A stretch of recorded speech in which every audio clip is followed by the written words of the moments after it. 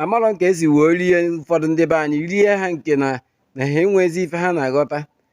Kedu otu mmadụ ga-esi buoru gị amụma si gị na efụrụ ọhamadike ndị Igbo na efụrụ maazị Nnamdi Kanụ ka o si na mkpọrọ na-apụta, emekọtazie nyabụ amụma ya ahụ abịarọ na mmezi, unu nachighakwa azụ tọnụ kwazie ihe si na ụnụ mana ife ọhamadike ndị Igbo nọ kemgbe na ọ bụrụ nga ka ọ nọ n'ebe ebujere kịta na ka anya bụ onye amụma gị ahụ kwuru wee sị na efụrụ ya ka o si ebe ahụ apụta. Last year ka last year a sị m unu na-egosiri m ebe mmadụ si na prison mee gịnị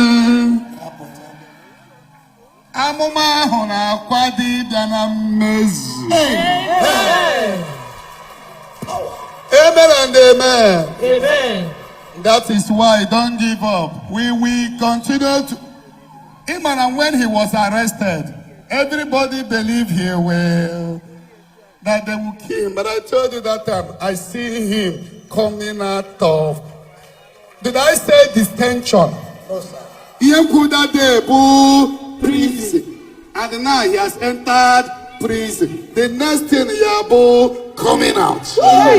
Ele mgbe ka a ga-eridebe gị ọrụ a? Kedu mgbe ị ga-eji uche gị mara nwanne na ife a na-agwa gị adọrọ ntụ ahụ esi agwa gị na onwere na ike afọ adọrọ na ọdụrọ bụ na ọdụrọ nwanne? Kedu mgbe a ga-eriduru gị ọrụ a ruo? Kedu mgbe ị ga-ebido na-ajụ onwe gị ajụjụ? Kedu mgbe nọmba 6 gị ga-ebido ịdị na-arụ ọrụ?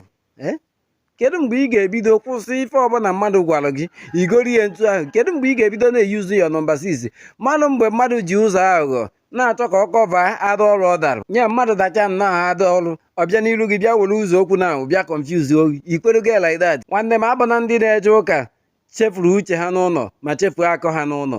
Ị na-eje ụka bụrụ onye ji uche gị ya na akọ gị, ọ dị very very important, ọ dị oke mkpa nwanne maka ndụ mmadụ. Ya gazie.